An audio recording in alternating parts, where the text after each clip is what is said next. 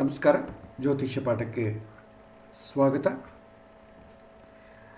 ಕಳೆದ ಬಾರಿ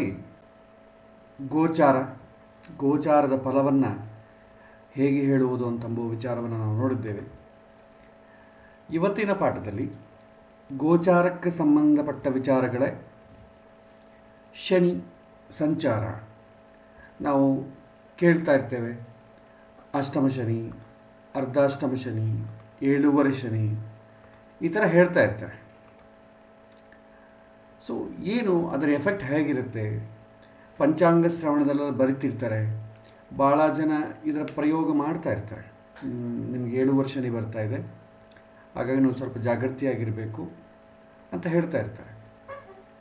ಏನು ಏಳೂವರೆ ಶನಿ ಅಂದರೆ ಏನು, ಅದು ಹೇಗಿರುತ್ತೆ, ಹೇಗೆ ಒಬ್ಬ ಮನುಷ್ಯನ ಮೇಲೆ ಪ್ರಭಾವ ತೋರಿಸುತ್ತೆ, ಆಧಾರ ಅದರಿಂದ ಹೊರಗೆ ಬರೋದು ಹೇಗೆ, ಈ ವಿಚಾರಗಳನ್ನೆಲ್ಲ ಇವತ್ತಿನ ಪಾಠದಲ್ಲಿ ನಾವು ನೋಡೋಣ. ಮುಖ್ಯವಾಗಿ ಶನಿ ಸಂಚಾರ.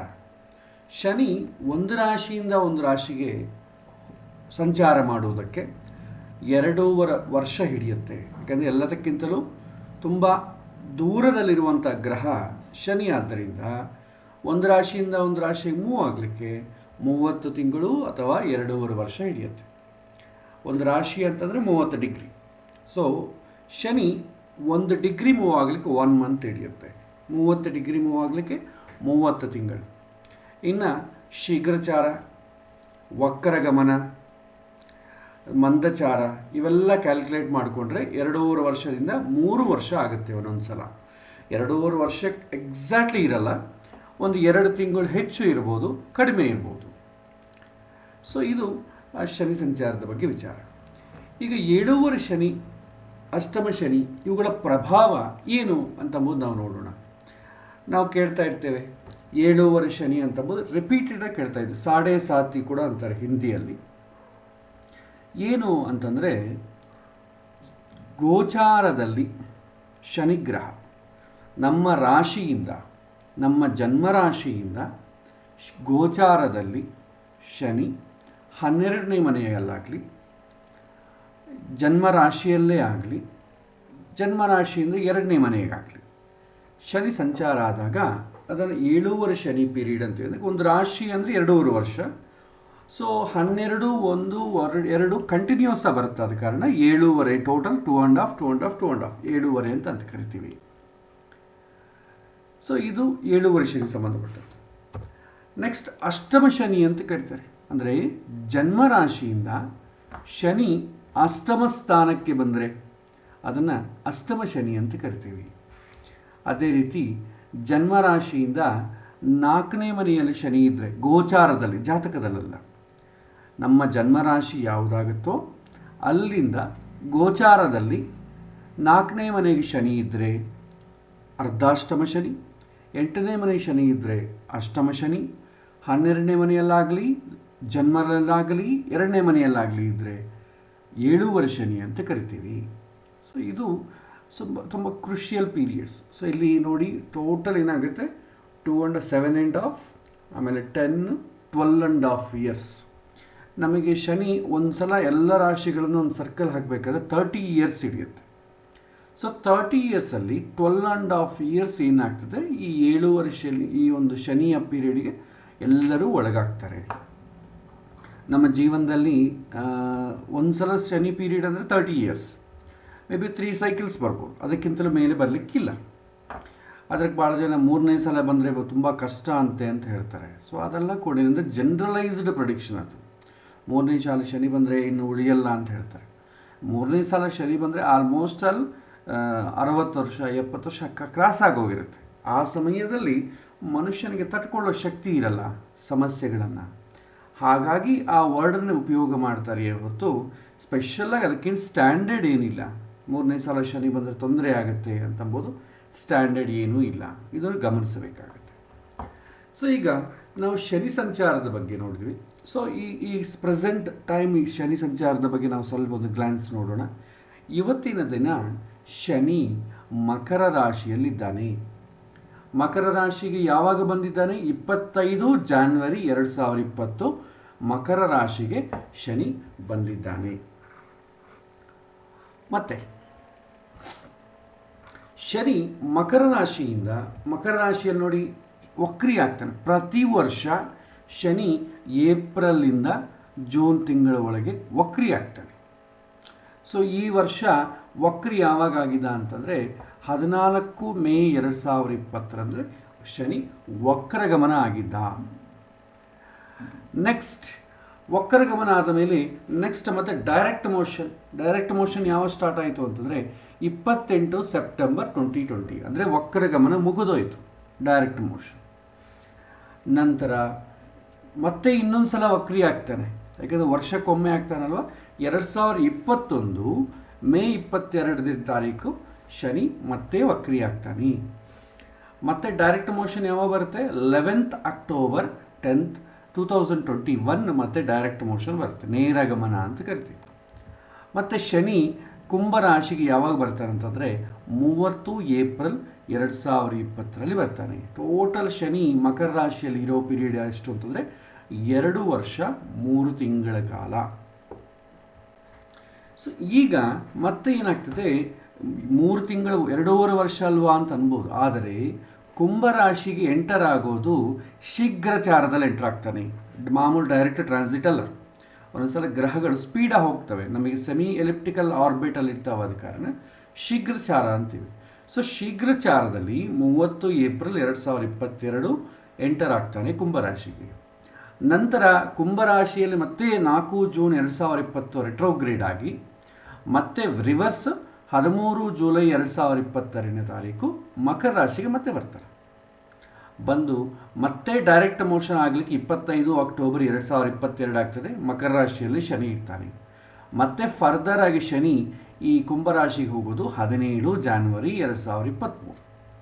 ಸೊ ಕುಂಭರಾಶಿಗೆ ಎಂಟರ್ ಆಗಿ ಮತ್ತೆ ರೆಟ್ರೋಗ್ರೇಡ್ ಆಗಿ ಹಿಂದೆ ಬಂದಾಗ ಮತ್ತೆ ಒಂದು 5 ತಿಂಗಳ ಕಾಲ ಈ ಒಂದು ಮಕರ ರಾಶಿಯಲ್ಲಿ ಶನಿ ಇರ್ತಾನೆ.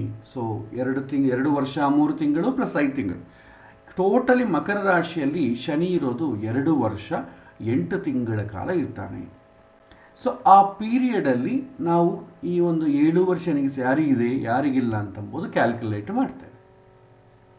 ಅದಕ್ಕೆ ಯಾವಾಗಾದರೂ ಗೋಚಾರಕ್ಕೆ ಸಂಬಂಧಪಟ್ಟ ಶನಿ ವಿಚಾರ ಹೇಳೋ ಕಾಲಕ್ಕೆ ಶನಿ ಎಲ್ಲಿದ್ದಾನೆ, ಯಾವಾಗ ಬರ್ತಾನೆ, ಯಾವಾಗ ಮತ್ತೆ ಮುಂದಿನ ರಾಶಿಗೆ ಹೋಗ್ತಾನೆ, ಇದನ್ನೆಲ್ಲ ನಾವು ಮನಸ್ಸಿನಲ್ಲಿ ನೆನಪಿಟ್ಟುಕೊಳ್ಬೇಕು. ಡೇಟ್ಸ್ ಬೇಕಾಗಿಲ್ಲ, ಅಪ್ರಾಕ್ಸಿಮೇಟ್ಲಿ ಎಷ್ಟು ವರ್ಷ ಇರ್ತಾನೆ, ಎಷ್ಟು ದಿನ ಇರ್ತಾನೆ ಅಂತ ನೆನಪಿಟ್ಕೊಂಡ್ರೆ ಸಾಕು. ಸೊ ಈಗ ಮಕರ ರಾಶಿಯಲ್ಲಿ ಈ ಶನಿ ಇದ್ದಾನೆ. ಎಷ್ಟುವರೆಗೂ ಇರ್ತಾನೆ? 30 ಏಪ್ರಿಲ್ 2022. ಸೊ ಹಾಗಾಗಿ 30 ಏಪ್ರಿಲ್ 2022 ಶನಿ ಏನು ಚೇಂಜ್ ಆಗಲ್ಲ, ಇರೋ ರಾಶಿಯಲ್ಲೇ ಇರ್ತಾರೆ. ಮತ್ತು ವಕ್ರಿಯಾದಂಥ ಗ್ರಹಕ್ಕೆ ಏನಾದರೂ ಫಲ ಇದೆಯಾ ಅಂತಂದರೆ, ಆಸ್ಟ್ರೋನಾಮಿಕಲ್ ಏನು ಹೇಳ್ತೀವಿ, ವಕ್ರಿಯಾದಂಥ ಗ್ರಹ ಬಲವುಳ್ಳದ್ದಾಗಿರುತ್ತೆ. ಅದನ್ನು ನೀವು ಹೇಗೆ ಬೇಕಾದ್ರೂ ಪ್ರೆಡಿಕ್ಟ್ ಮಾಡ್ಬೋದು.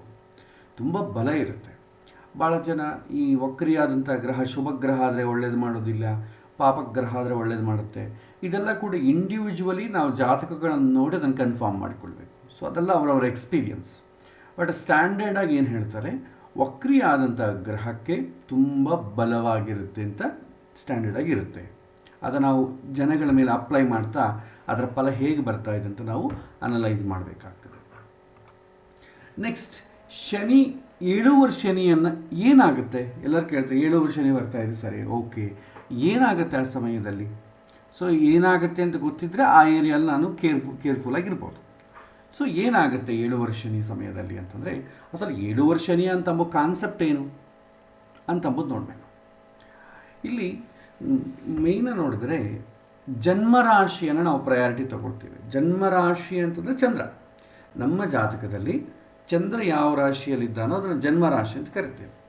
ಚಂದ್ರ ಏನು ಸಿಗ್ನಿಫೈ ಮಾಡ್ತಾನೆ ಅಂತಂದರೆ ಮನಸ್ಸನ್ನು ಸಿಗ್ನಿಫೈ ಮಾಡ್ತಾನೆ. ಮನಸ್ಸು, ಆ ಚಂದ್ರನ ಕಾರಕತ್ವಗಳೆಲ್ಲ ನೋಡಿ, ತಾಯಿ, ಮನಸ್ಸು, ಅನುಬಂಧಗಳು, ವಾತ್ಸಲ್ಯ, ಪ್ರೀತಿ, ಇದೆಲ್ಲ ಕೂಡ ಚಂದ್ರಕ್ಕೆ ಸಂಬಂಧಪಟ್ಟಂತೆ ಬರುತ್ತೆ. ಮೇಯ್ನ ನಮ್ಮ ಜೀವನದಲ್ಲಿ ಮುಖ್ಯವಾದಂಥ ವ್ಯವಸ್ಥೆ ಅಂತಂದರೆ ಮನಸ್ಸು. ನಮಗೆಲ್ಲ ಮನಸ್ಸು ಅಂತಂದರೆ ನಾನು ಏನು ಮಾಡಬೇಕು, ನನಗಿದು ಇಷ್ಟ, ನನಗದು ಇಷ್ಟ ಇಲ್ಲ, ಇದೆಲ್ಲ ಎಲ್ಲಿ ಬರುತ್ತೆ? ಮನಸ್ಸಿನ ಕೆಳಗೆ ಬರುತ್ತೆ. ನಮ್ಮ ಜೀವನವೇ ಅದೇ ಅಲ್ವಾ, ನನಗದು ಬೇಕು, ನನಗದು ಬೇಡ, ನನಗದು ಇಷ್ಟ, ನನಗದು ಇಷ್ಟ ಇಲ್ಲ. ಸೊ ನಮ್ಮ ಇಷ್ಟಗಳ ಮೇಲೆ ಹೋರಾಟವೇ ಜೀವನ. ಸೊ ಹಾಗಾಗಿ ಚಂದ್ರ ಪ್ರಯಾರಿಟಿ ತಗೊಳ್ತೇವೆ, ಗೋಚಾರದಲ್ಲಿ ಚಂದ್ರನೇ ಇಂಪಾರ್ಟೆಂಟ್ ತಗೊಳ್ತೇವೆ. ಆಮೇಲೆ ಶನಿಕಾರಕತ್ವಗಳನ್ನು ನೋಡಿ. ಶನಿಕಾರಕತ್ವಗಳೇನಿದೆ, ವಿಕಲ್ಪ ಅಂತೀವಿ. ಅಂದರೆ ನಮಗೆ ಬೇಕಾಗಿದ್ದು ಸಿಗದೇ ಇದ್ದಾಗ ಆಗುವಂಥ ದುಃಖ, ನಾವೇನು ಅಂದ್ಕೊಂಡಿರ್ತೀವೋ ಅದು ಸಿಗೋದಿಲ್ಲ. ದುಃಖಕ್ಕೆ ಕಾರಕ ಯಾರು ಅಂದರೆ ಶನಿ. ದುಃಖ ಯಾವಾಗ ಆಗುತ್ತೆ? ದುಃಖ ಹೆಚ್ಚಿನ ಸಂದರ್ಭಗಳಲ್ಲಿ ಆಗೋದು ಯಾವಾಗ ಅಂತಂದರೆ ಮನಸ್ಸಿನಲ್ಲಿ. ಹೆಚ್ಚಿನ ಸಂದರ್ಭದಲ್ಲಿ ದುಃಖ ಆಗೋದು ಮನಸ್ಸಿಗೆ. ಹಾಗಾಗಿ ಯಾಕೆಂದರೆ ಶಾರೀರಿಕವಾಗಿ ದುಃಖ ಎಲ್ಲರಿಗೂ ಆಗೋದಿಲ್ಲ, ಅದು ಕೆಲವಿನ ಸಂದರ್ಭದಲ್ಲಿ ಬರುತ್ತೆ. ಈಗೇನಾದರೂ ಆಕ್ಸಿಡೆಂಟ್ ಆಯಿತು, ಅದು ನೋವಾಯಿತು, ಇದಕ್ಕೆಲ್ಲ ಕೂಡ ನಿಮಗೆ ಅದಕ್ಕೆ ಕೂಡ ಮಾನಸಿಕ ತೊಂದರೆ ಆಗುತ್ತೆ. ಬಟ್ ಡೈರೆಕ್ಟಾಗಿ ಸಂಬಂಧ ಇಲ್ಲ. ನಾನು ಇದು ಬೇಕು ಅಂತ ಅಂದುಕೊಂಡೆ, ಹೀಗಾಗಬೇಕು ಅಂತ ಅಂದುಕೊಂಡೆ, ಹಾಗಾಗಲಿಲ್ಲ, ಆವಾಗ ಮನಸ್ಸಿಗೆ ತೊಂದರೆ ಆಗ್ತದೆ. ಸೊ ದುಃಖಕ್ಕೆ ಕಾರಕ ಶನಿ. ಸೊ ಚಂದ್ರಗೆ, ಮನೋಕಾರಕ ಆದಂಥ ಚಂದ್ರನಿಗೆ, ದುಃಖಕಾರಕ ಆದಂಥ ಶನಿಗೆ ರಿಲೇಷನ್ಶಿಪ್ ಬಂದಾಗ ಮನುಷ್ಯ ದುಃಖಕ್ಕೆ ಒಳಗಾಗ್ತಾನೆ.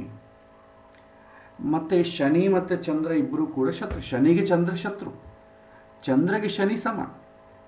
ಆದರೂ ಕೂಡ ಶನಿ ಪೀರಿಯಡ್ ಡಾಮಿನೇಟ್ ಮಾಡ್ತಾ ಇದ್ದ ಕಾರಣ ಆ ಸಮಯದಲ್ಲಿ ಮನಸ್ಸು ಸರಿಯಾಗಿರೋದಿಲ್ಲ, ತೊಂದರೆಗೆ ಒಳಗಾಗತ್ತೆ ಅಂತ.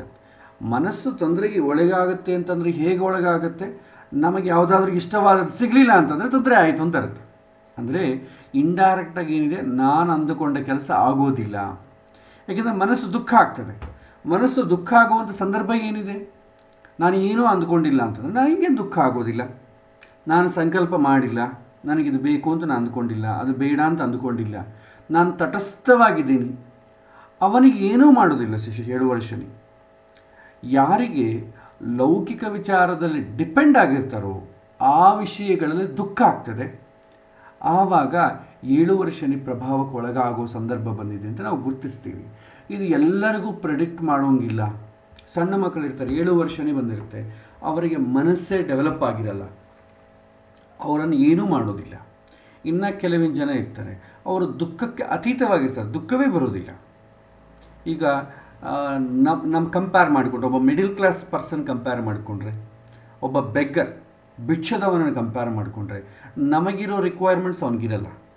ಅವನ ರಿಕ್ವೈರ್ಮೆಂಟ್ಸ್ ತುಂಬ ಕಡಿಮೆ. ಇವತ್ತು ಆಹಾರ ಎಲ್ಲಿ ಸಿಗುತ್ತೆ, ಇವತ್ತು ದುಡ್ಡು ಸಿಗುತ್ತಾ ಇಲ್ವಾ, ಎಲ್ಲಿ ಮಲಗೋಣ, ಇಷ್ಟು ಬಿಟ್ಟರೆ ಅವನಿಗೆ ಬೇರೆ ರಿಕ್ವೈರ್ಮೆಂಟ್ಸ್ ಇರಲ್ಲ. ಸಣ್ಣ ಸಣ್ಣ ರಿಕ್ವೈರ್ಮೆಂಟ್ಸನ್ನು ಫುಲ್ಫಿಲ್ ಮಾಡಿಕೊಡೋದು ತುಂಬ ಈಸಿ. ದೊಡ್ಡ ರಿಕ್ವೈರ್ಮೆಂಟ್ಸನ್ನು ಫುಲ್ಫಿಲ್ ಮಾಡಿಕೊಡೋದು ಕಷ್ಟ. ಯಾಕೆಂದರೆ ಮನಸ್ಸೇನೋ ಸಂಕಲ್ಪ ಮಾಡಿಬಿಡುತ್ತೆ. ಆ ಸಂಕಲ್ಪ ಮಾಡಿದ್ದನ್ನು ಈಡೇರಿಸುವಂಥ ಮಾರ್ಗ ನಮ್ಮ ಹತ್ರ ಇದ್ದರೆ ಈಸಿ ಆಗ್ತದೆ. ಭಿಕ್ಷದವನಿಗೆ ಇವತ್ತು ಊಟ ಎಲ್ಲಿ ಸಿಗತ್ತೆ ಅದು ದೊಡ್ಡ ವಿಷಯ ಅಲ್ಲ, ಊಟ ಎಲ್ಲರೂ ಹಾಕ್ತಾರೆ, ಅದೇನಷ್ಟು ಕಾಂಪ್ಲಿಕೇಟೆಡ್ ಅಲ್ಲ. ಅದೇ ಮಿಡಲ್ ಕ್ಲಾಸ್ ಪೀಪಲ್ಗೆ ಒಂದು ವಿಷಯ, ನನಗೆ ಒಂದು 10 ಲಕ್ಷ ಬೇಕು, ಯಾರು ಕೊಡ್ತಾರೆ ಅಂತಂದಾಗ ಕಷ್ಟ. ಬ್ಯಾಂಕ್ ಕೊಡಬೇಕು, ಇಲ್ಲ ಗೊತ್ತಿದ್ದವರು ನಂಬಿಕೆ ಇದ್ದವ್ರು ಕೊಡಬೇಕು, ಅವನಿಗೆ ಆಪ್ಷನ್ಸ್ ಕಡಿಮೆ. ಆದರೆ ಭಿಕ್ಷದವನಿಗೆ ಅಷ್ಟಿಲ್ಲ, 1 ರೂಪಾಯಿ ಬೇಕು ಅಂತಂದರೆ ಯಾರು ಬೇಕಾದರೂ ಕೊಡ್ತಾರೆ. ಸೊ ಹೀಗೆ ಯಾರಿಗೆ ಅವಕಾಶ ಇದೆ ಅದರ ಮೇಲೆ ಡಿಪೆಂಡ್ ಆಗ್ತದೆ. ಎಲ್ಲರಿಗೂ ಒಂದೇ ಥರ 7 ವರ್ಷನೇ ಇರುವುದಿಲ್ಲ. ನಮಗೆ ಜಾತಕ, ವಾರ ಫಲಗಳು, ಮಾಸ ಫಲಗಳು ಇದೆಲ್ಲ ಹೇಳ್ತಾರೆ, ಆದರೆ ಎಲ್ಲರಿಗೂ ಒಂದೇ ಥರ ಇರುವುದಿಲ್ಲ. ಸೊ ಅದು ಯಾರ್ಯಾರಿಗೆ ಪ್ರಭಾವ ತೋರಿಸುತ್ತೆ ಅಂತಂಬುದು ನಾವು ನೋಡೋಣ. ಈಗ ಮುಖ್ಯವಾಗಿ ಚಂದ್ರ ಶನಿಯ ಕಾಂಬಿನೇಷನ್ದನೇ 7 ವರ್ಷಕ್ಕೆ ಸಂಬಂಧಪಟ್ಟ ಎಫೆಕ್ಟ್ ಬರುತ್ತೆ. ಈಗ ನೋಡಿ, ಶನಿ ಜನ್ಮರಾಶಿಯಲ್ಲಿ ಎಂಟರ್ ಆದರೆ, ಜನ್ಮರಾಶಿ ಅಂತಂದ್ರೆ ಏನು? ಚಂದ್ರ, ಮನಸ್ಸು. ಶನಿ ಅಲ್ಲಿಗೆ ಬಂದ ಅಂತಂದರೆ ದುಃಖ. ಅದೇ ರೀತಿ 12ನೇ ಮನೆ. ಸೊ ಜನ್ಮರಾಶಿಗೆ ಹಿಂದಿನ ಮನೆ 12ನೇ ಮನೆ, ಲಗ್ನ ಅಲ್ಲ ಜನ್ಮರಾಶಿ. ಸೊ ಜನ್ಮರಾಶಿಯಿಂದ 12ನೇ ಮನೆ ಶನಿ ಎಂಟರ್ ಆದ ಅಂದ್ಕೊಳ್ಳಿ, ಆಗಲೂ ದುಃಖ ಸ್ಟಾರ್ಟ್ ಆಗುತ್ತೆ. 12ನೇ ಮನೆ ಅಂತಂದರೆ ಖರ್ಚುಗಳು. ಯಾಕೆಂದರೆ ನಮ್ಮ ರಿಕ್ವೈರ್ಮೆಂಟ್ಸ್ ಏನಾದರೂ ಬಯಸಿದ್ವಿ ಅಂದ್ಕೊಳ್ಳಿ, ಅದು ಬೇಕಾದರೆ ನಾವು ಸ್ವಲ್ಪ ಸ್ಪೆಂಡ್ ಮಾಡಬೇಕು ದುಡ್ಡು. ಸೊ ಹಾಗಾಗಿ 12ನೇ ಮನೆ ಶನಿ ಬಂದರೂ ಕೂಡ ಅಲ್ಲಿ ರೋಗ ಅಂತ ಒಂದು ಕಾನ್ಸೆಪ್ಟ್ ಇದೆ. 12ನೇ ಮನೆಯಲ್ಲಿ ಹಾಸ್ಪಿಟಲೈಸ್ ಆಗೋದು, ಎಕ್ಸ್ಪೆಂಡಿಚರು, ಬ್ಯಾಡ್ ಹ್ಯಾಬಿಟ್ಸು ಇದೆಲ್ಲ ಬರುತ್ತೆ. ಸೊ ಶನಿಯಲ್ಲಿ ಎಂಟರ್ ಆದಂದರೆ ಆ ವಿಚಾರದಲ್ಲಿ ದುಃಖ ಆಗುತ್ತೆ. ಸೊ ಅದು ಕೂಡ ಒಳ್ಳೆಯದಲ್ಲ. ಸೊ ಜನ್ಮರಾಶಿಯಲ್ಲಿ ಎಂಟರ್ ಆದರೆ ಅದು ಒಳ್ಳೆಯದಲ್ಲ. ಅದೇ ರೀತಿ 2ನೇ ಮನೆ. 2ನೇ ಮನೆ ಏನಂತೀವಿ? ಕುಟುಂಬ ಸ್ಥಾನ, ಹಣ ವಿಚಾರ. ಸೊ ಈ ವಿಚಾರಕ್ಕೆ ಕೂಡ ದುಃಖ ಬಂದರೆ ಮನುಷ್ಯ ತಟ್ಕೊಳ್ಳೋದು ಕಷ್ಟ. ಅದೇ ರೀತಿ 4ನೇ ಮನೆ ಪ್ರಾಪರ್ಟಿ, ಸ್ಥಿರಾಸ್ತಿಗಳು, ಮನೆ, ಬಾಗಿಲು, ದುಡ್ಡಿನ ಡೀಲ್ ಮಾಡೋದು, ಆಸ್ತಿಗಳು. ಸೊ ಇಲ್ಲಿ ಶನಿ ಬಂದರೂ ಕೂಡ ಅದು ಒಳ್ಳೆಯದಲ್ಲ, ಅದನ್ನು ಅರ್ಧಾಷ್ಟಮ ಶನಿ ಅಂತೀವಿ. ಅಷ್ಟಮ ಶನಿ, ಅಷ್ಟಮ ಸ್ಥಾನ ಅಂದ್ರೇನು? ದುಃಖ ಸ್ಥಾನ, ವಿಯೋಗ ಸ್ಥಾನ, ಆಯುಷ್ ಸ್ಥಾನ, ದುಃಖ ಸ್ಥಾನ. ಆ ಮನೆಗೆ ಶನಿ ಬಂದ ಅಂದ್ಕೊಳ್ಳಿ, ಅದು ಒಳ್ಳೆಯದಲ್ಲ. ಸೊ ಹಾಗಾಗಿ ಈ 4 ಮನೆಗಳಲ್ಲಿ 2ನೇ ಮನೆ, 12ನೇ ಮನೆ, ಜನ್ಮರಾಶಿ, 4ನೇ ಮನೆ, 8ನೇ ಮನೆ, ಈ ಶನಿ ಬಂದಾಗ ಅದಕ್ಕೆ ಸಂಬಂಧಪಟ್ಟ ತೊಂದರೆಗಳು ಕೊಡಲಿಕ್ಕೆ ಅವಕಾಶ ಇದೆ. ನೋಡಿ, 2ನೇ ಮನೆ ಜನ್ಮರಾಶಿನ ಫಸ್ಟ್ 12ನೇ ಮನೆಗೆ ಬರ್ತಾನೆ, ಆಮೇಲೆ 1ನೇ ಮನೆಗೆ ಬರ್ತಾನೆ, ಆಮೇಲೆ 2ನೇ ಮನೆಗೆ ಬರ್ತಾನೆ. 12ಕ್ಕೆ ಸಂಬಂಧಪಟ್ಟ ಕಾರಕತ್ವಗಳೆಲ್ಲ ಹೇಳಬೇಕು. 12ನೇ ಮನೆ ಶನಿ ಇದ್ದಾಗ ಎಕ್ಸ್ಪೆಂಡಿಚರ್ ಆಗುತ್ತೆ, ಬ್ಯಾಡ್ ಹ್ಯಾಬಿಟ್ಸಿಗೆ ಒಳಗಾಗೋದಾಗ್ತದೆ. ಬ್ಯಾಡ್ ಹ್ಯಾಬಿಟ್ಸ್ ಇಲ್ಲದ್ರೂ ಕೂಡ ಫುಡ್ ಹ್ಯಾಬಿಟ್ಸ್ ಸರಿ ಇರೋದಿಲ್ಲ. ಕರೆಕ್ಟ್ ಅವನು ಏನಿಲ್ಲ ಡಿಸಿಪ್ಲೈನ್ ಆಗಿದ್ದಾನೆ ಅದಕ್ಕೂ ಟೈಮ್ ಪ್ರಕಾರ ಫುಡ್ ತೊಗೊಳ್ಳೋದಿಲ್ಲ, ತೊಗೊಳ್ಬಾರ್ದು ತೊಗೊಳ್ತಾನೆ, ಬ್ಯಾಡ್ ಹ್ಯಾಬಿಟ್ಸೇ ಆಗಬೇಕಾಗಿಲ್ಲ. ಆಮೇಲೆ ಜನ್ಮರಾಶಿ ಅಂತಂದರೆ ಏನು? ಜನ್ಮರಾಶಿ ಅಂತಂದರೆ ಆರೋಗ್ಯ, ಮಾನಸಿಕವಾದ ಆರೋಗ್ಯ. ಮಾನಸಿಕವಾದ ಆರೋಗ್ಯ ಯಾವಾಗ ಕೆಡುತ್ತೆ ಹೆಚ್ಚು ಅಂತಂದರೆ, ಶರೀರಕ್ಕೆ ಏನಾದರೂ ತೊಂದರೆ ಆದಾಗ ಮಾನಸಿಕವಾದ ಆರೋಗ್ಯ ತುಂಬ ಕೆಡುತ್ತೆ. ಅದಕ್ಕೋಸ್ಕರ ಜನ್ಮರಾಶಿಗೆ ಶನಿ ಎಂಟರ್ ಆಗ್ತಾ ಇದೆ ಅಂತಂದರೆ ಶರೀರದ ಮೇಲೆ ಕೂಡ ಪ್ರಭಾವ ಬೀಳುತ್ತೆ. ಹೆಲ್ತಿಗೆ ಸಂಬಂಧಪಟ್ಟ ಅಪ್ ಆ್ಯಂಡ್ ಡೌನ್ಸ್ ಆಗುವಂಥ ಅವಕಾಶ ಇದೆ. ಸೆಕೆಂಡ್ ಅಂದರೆ ಫ್ಯಾಮಿಲಿ ಆ್ಯಂಡ್ ಮನಿ, ದುಡ್ಡಿನ ಹಾರಾಟ, ಸಾಲ ಮಾಡೋದಾಗಲಿ ಅಥವಾ ಕುಟುಂಬದಲ್ಲಿ ಒಬ್ಬರನ್ನೊಬ್ಬರು ಆಗದೇ ಇರೋದು, ಗಂಡ ಹೆಂಡತಿಯರ ಜಗಳ, ಇದೆಲ್ಲ ಕೂಡ ಇರುತ್ತೆ. ಮಾನಸಿಕವಾಗಿ ಅಶಾಂತಿ ಇರುತ್ತೆ. ಇನ್ನು 8ನೇ ಮನೆ ಇದ್ದರೆ ಮನಸ್ಸಿನ ಮೇಲೆ ತುಂಬ ಪ್ರಭಾವ ತೋರಿಸುತ್ತೆ. 8ನೇ ಮನೆ ಏನು? ವಿಯೋಗ ಸ್ಥಾನ. ತಾನು ಏನು ಬಯಸ್ತಾನೋ ಅದು ತನಗೆ ಸಿಗದೇ ಹೋಗೋದು. ಯಾಕಂದರೆ ದುಃಖ ಆಗೋದು ವಿಯೋಗದಿಂದ. ಸೊ ತಾನು ಇಷ್ಟಪಟ್ಟದ್ದಾಗಲಿ, ಬಯಸೋದಾಗಲಿ, ಬಯಸ್ತಾ ಇರೋದಾಗಲಿ ಸಿಗದೇ ಇರೋದಕ್ಕೆ ಅವಕಾಶಗಳು ಜಾಸ್ತಿ ಇದೆ. ಅದಕ್ಕೆ ಅಷ್ಟಮ ಶನಿ ಪೀರಿಯಡ್ ಅಂತೀವಿ. ಅರ್ಧಾಷ್ಟಮ ಶನಿ ಮನೆ, ಬಾಗಿಲು, ಆಸ್ತಿ ವ್ಯವಹಾರಗಳು, ವಾಹನಗಳು, ಸೊ ದುಡ್ಡಿನ ವ್ಯವಹಾರ. ಸೊ ಇದೆಲ್ಲ ಇದ್ರ ಮೇಲೆ ಕೂಡ ದುಃಖದ ಪ್ರಭಾವ ಇರ್ತದೆ. ಶನಿ ಅಂದರೆ ಏನಿಲ್ಲ, ದುಃಖಕಾರಕ ಅಷ್ಟೇ ನೀವು ನೆನಪಿಟ್ಕೊಳ್ಳಿ. ಶನಿ ಅಂತಂದರೆ ದುಃಖಕಾರಕ.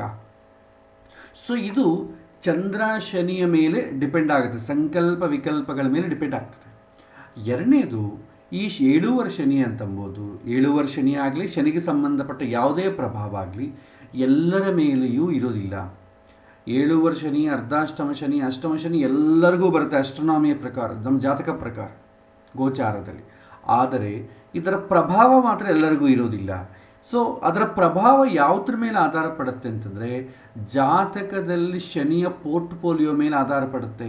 ಶನಿಗೆ ಯಾವ ಕಾರಕತ್ವಗಳು ಬಂದಿದೆ ಅದರ ಮೇಲೆ ಆಧಾರ ಪಡುತ್ತೆ. ಇಂಡೈರೆಕ್ಟಾಗಿ ಹೇಳಬೇಕಾದ್ರೆ ಹಿಂದಿನ ಜನ್ಮದಲ್ಲಿ ಪಾಪ ಜಾಸ್ತಿ ಮಾಡಿದರೆ 7 ಸಮಯದಲ್ಲಿ ಅದನ್ನು ಅನುಭವಿಸಬೇಕಾಗ್ತದೆ ಅಷ್ಟೆ. ತುಂಬ ಹೆಚ್ಚಿನ ಪಾಪ ಮಾಡಿದ್ದೀವಿ ಅಂದ್ಕೊಂಡು ಹಿಂದಿನ ಜನ್ಮದಲ್ಲಿ, ಅದು 7 ಸಮಯದಲ್ಲಿ ದುಃಖ ರೂಪದಾಗಿ ಹೊರಗೆ ಬರುತ್ತೆ. ಆಮೇಲೆ ಗೋಚಾರದಲ್ಲಿ ಶನಿಯ ಬಲ ಹೇಗಿದೆ ಅದರ ಮೇಲೆ ಆಧಾರ ಪಡ್ತದೆ.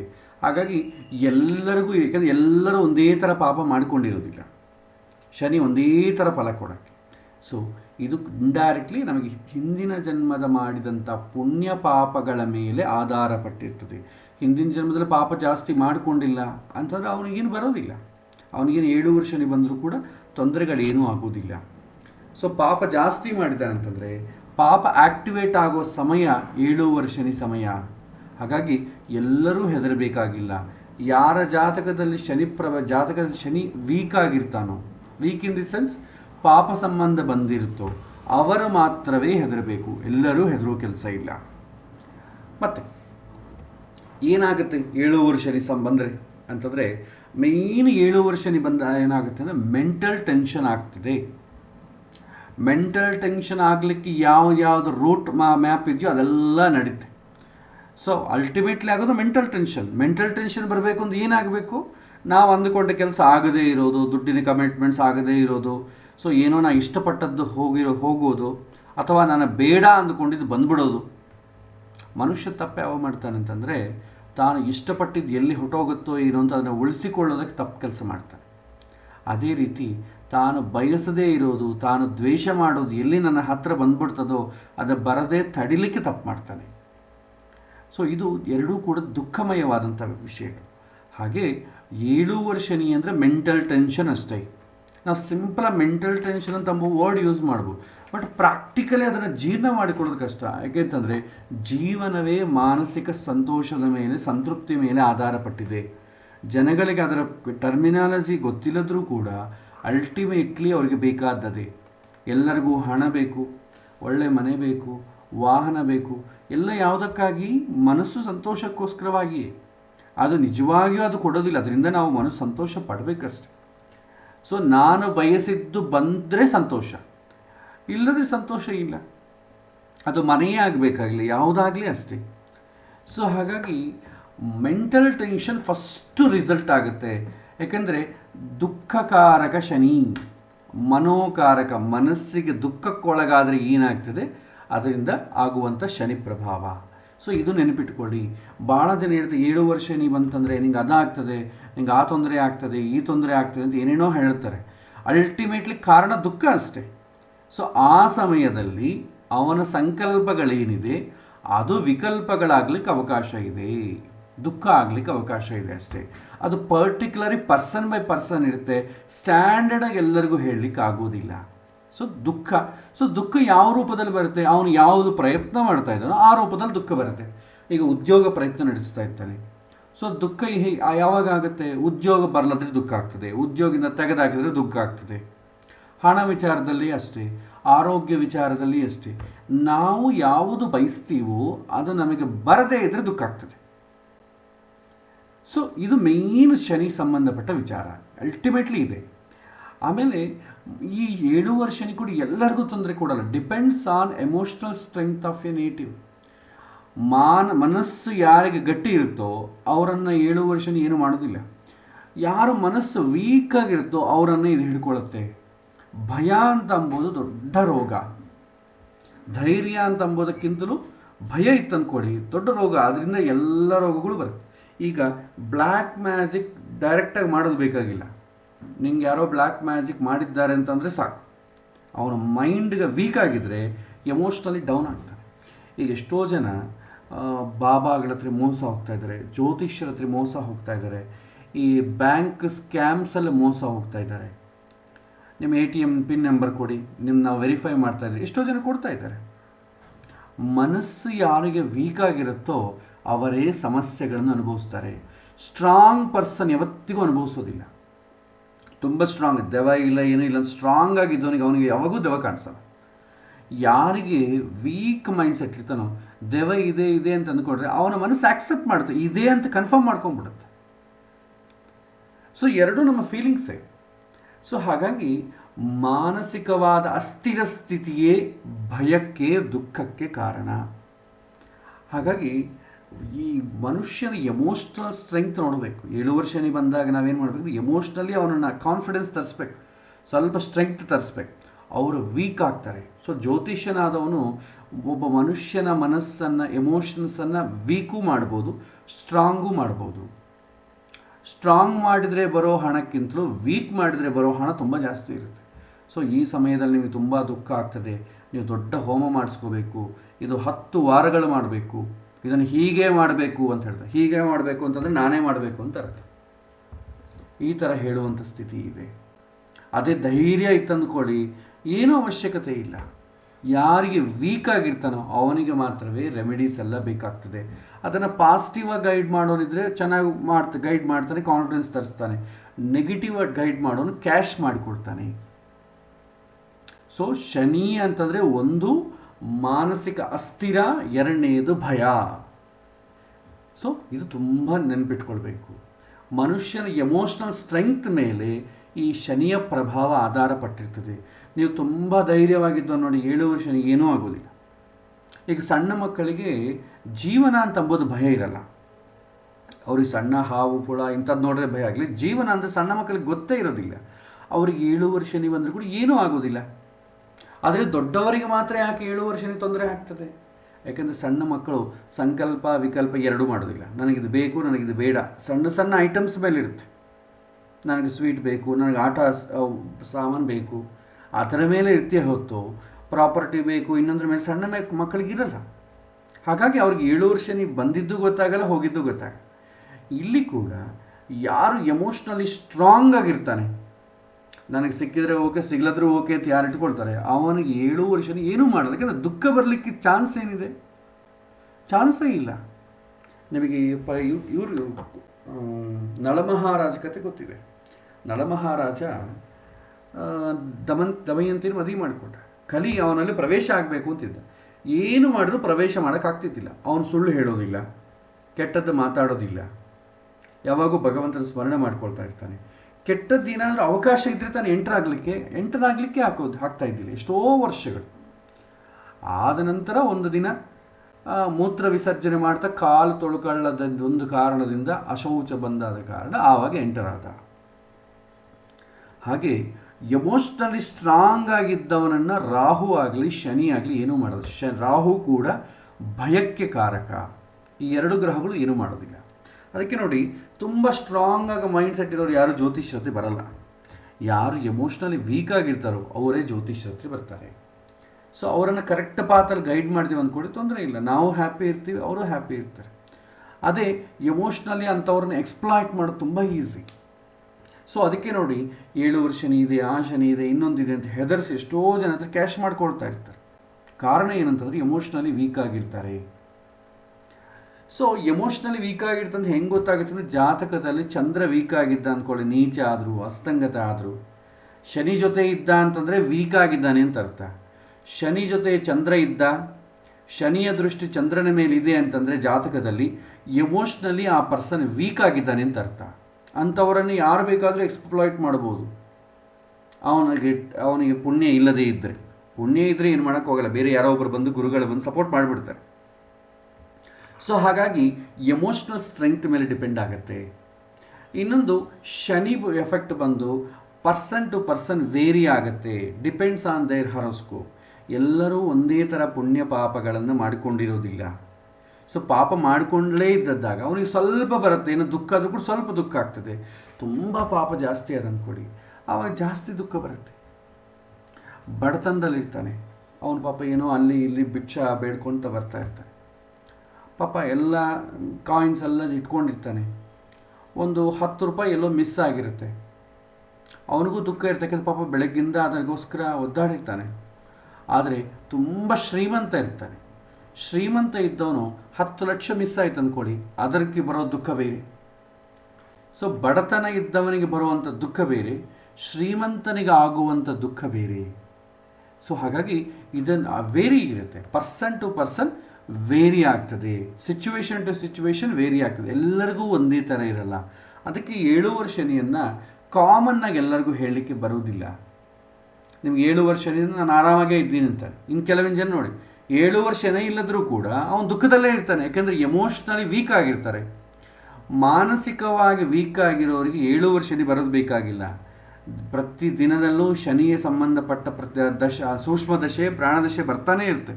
ಅವನು ಯಾವಾಗೂ ವೀಕಾಗೇ ಇರ್ತಾನೆ. ಹಾಗಾಗಿ ಜಾತಕದ ಮೇಲೆ ಆಧಾರ ಪಟ್ಟಿರುತ್ತೆ. ಹಿಂದಿನ ಜನ್ಮದಲ್ಲಿ ತಗೊಂಡು ಬಂದಂಥ ಪುಣ್ಯದ ಮೇಲೆ, ಪುಣ್ಯ ಪಾಪಗಳ ಮೇಲೆ ಆಧಾರ ಪಟ್ಟಿರುತ್ತೆ. ಹಾಗಾಗಿ ಎಲ್ಲರಿಗೂ ಒಂದೇ ಥರ ಹೇಳಲಿಕ್ಕಾಗಲ್ಲ. ಸೊ ಸಮರೈಸ್ ಮಾಡಬೇಕಾದ್ರೆ 7 ವರ್ಷ ಶನಿಯಿಂದ ಮೆಂಟಲ್ ಟೆನ್ಷನ್ ಆಗ್ತದೆ. ಇದು ಎಮೋಷ್ನಲಿ ಯಾರು ವೀಕ್ ಆಗಿರ್ತಾರೋ ಅವ್ರಿಗೆ ತೊಂದರೆ ಜಾಸ್ತಿ ಆಗ್ತದೆ. ಶನಿ ಸಂಚಾರ ಒಬ್ಬರಿಗಿಂದ ಒಬ್ಬರಿಗೆ ವೇರಿ ಆಗ್ತದೆ, ಇದನ್ನು ನೆನಪಿಟ್ಕೊಳ್ಳಿ. ನೆಕ್ಸ್ಟ್, ಸೊ ಯಾರು 7 ವರ್ಷ ಶನಿಗೆ ತೊಂದರೆ ಆಗುವುದಿಲ್ಲ, who will not suffer.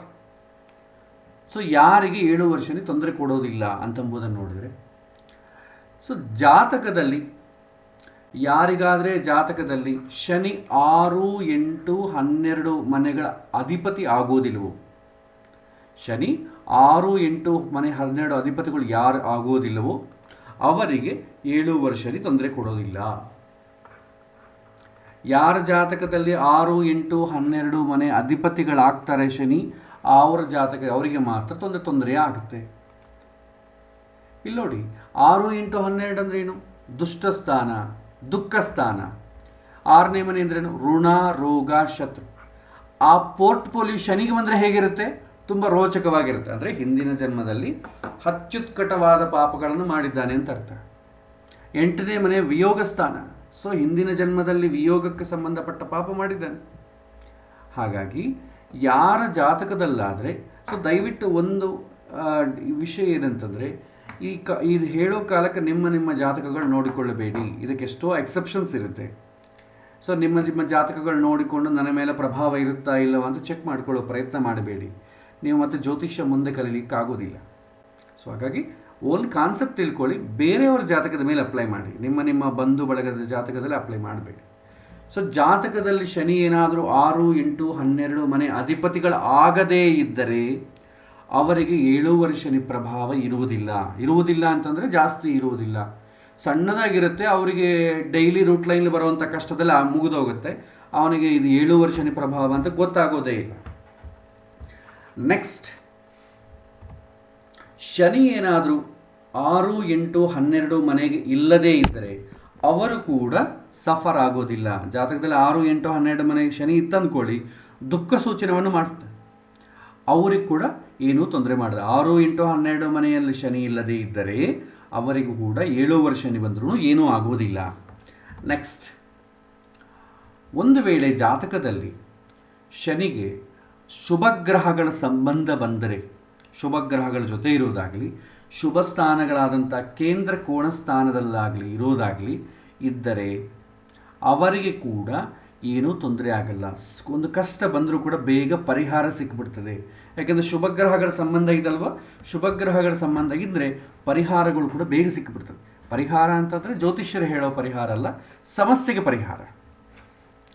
Next, Shani ಏನಾದರೂ ನೀಚ ಆದರೆ, ಅಸ್ತಂಗತ ಆದರೆ, ಶನಿ ನೀಚ ಅಸ್ತಂಗತ ಆದರೆ ಏನಾಗ್ತದೆ, ಬಲಹೀನ ಆಗಿಬಿಡ್ತಾನೆ.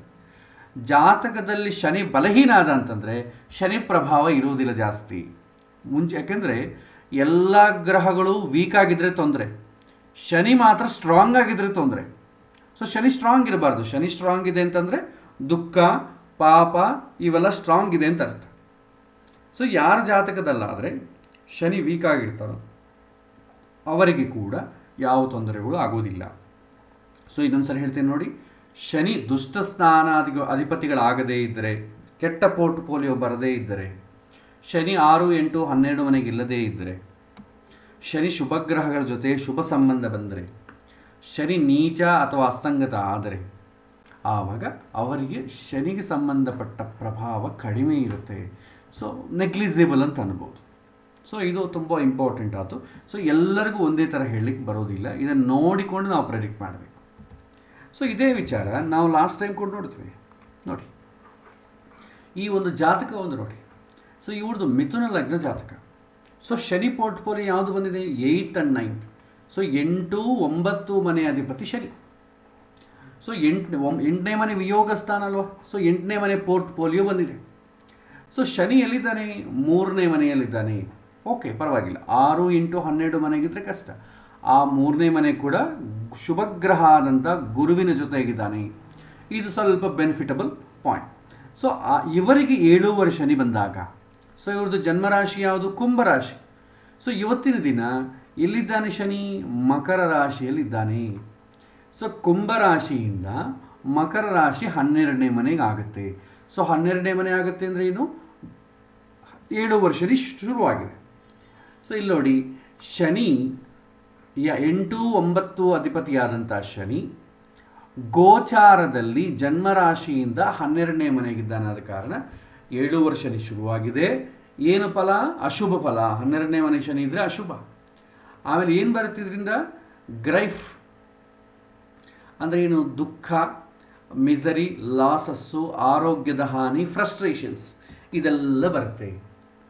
ಸೊ ಹಾಗಾಗಿ ಇದು ಮುಖ್ಯವಾಗಿ ನೋಡಬೇಕಾದಂಥದ್ದು. ಸೊ ಅದಕ್ಕೆ ಸಪೋಸ್ ಶನಿ ಜನ್ಮರಾಶಿಗೆ ಬಂದ ಅಂದ್ಕೊಳ್ಳಿ, 2023 ಜನ್ಮರಾಶಿಗೆ ಬರ್ತಾನೆ. ಸೊ 8, 9 ಮನೆ ಅಧಿಪತಿಯಾದ ಶನಿ ಜನ್ಮರಾಶಿಯಲ್ಲೇ ಇದ್ದಾನೆ, ಅಂದರೆ ಕುಂಭರಾಶಿಯಲ್ಲೇ ಇದ್ದಾನೆ. ಏನಾಗುತ್ತೆ, ಸೊ ಫಿಯರು, ವರೀಸು, ಫಾರಿನ್ ಟ್ರಿಪ್ಸು, ಆರೋಗ್ಯದ ಹಾನಿ ಕೂಡ ಆಗ್ತದೆ. ಸೊ ಈ 7 ಶನಿ ನೋಡಬೇಕಾದ್ರೆ ನೀವು ಜಾತಕವನ್ನೂ ನೋಡಬೇಕು, ಅದೇ ರೀತಿ ಗೋಚಾರದಲ್ಲಿ ಶನಿಯ ಬಲವನ್ನು ನೋಡಬೇಕು. ಸೊ ಓವರಾಲ್ ಆಗಿ ಮೇಷರಾಶಿಯವರಿಗೆ ಶನಿ ಹೀಗಿರುತ್ತೆ, ವೃಷಭ ರಾಶಿಯವರಿಗೆ 7 ವರ್ಷ ಶನಿ ಹೀಗಿರುತ್ತೆ ಹಾಗೆ ಹೇಳಲಿಕ್ಕೆ ಬರುವುದಿಲ್ಲ. ಪರ್ಸೆಂಟ್ ಇಂಡಿವಿಜುವಲಿ ಹೇಳಬೇಕೇ ಹೊತ್ತು ಎಲ್ಲರಿಗೂ ಸೇರಿಸಿ ಹೇಳಲಿಕ್ಕೆ ಬರೋದಿಲ್ಲ. ಸೊ ಈಗ ಯಾರಿಗಿದೆ 7 ವರ್ಷ ಶನಿ ನೋಡೋಣ. ಸೊ ಇವತ್ತಿನ ದಿನ ನಾವು ನೋಡಿದರೆ, ಸೊ ನಾನು ಒಂದು ಚಕ್ರ ಹಾಕ್ತೇನೆ. ಸೊ ಇದು ಕಾಮನ್ ಒಂದು ಚಕ್ರ ತಗೊಳ್ಳೋಣ. ಸೊ ಇದು ಗೋಚಾರ ಇವತ್ತು ಕರೆಂಟ್ ಸಿಚುವೇಶನ್. ಸೊ ಕರೆಂಟ್ ಹಾಕಿದರೆ ಸೊ ಇವತ್ತು 01/11/2020. ಸೊ ಇವತ್ತಿನ ದಿನ ಚಕ್ರ ಆಯಿತು. ಈಗ ಶನಿಯಲ್ಲಿದ್ದಾನೆ, ಮಕರ ರಾಶಿಯಲ್ಲಿದ್ದಾನೆ.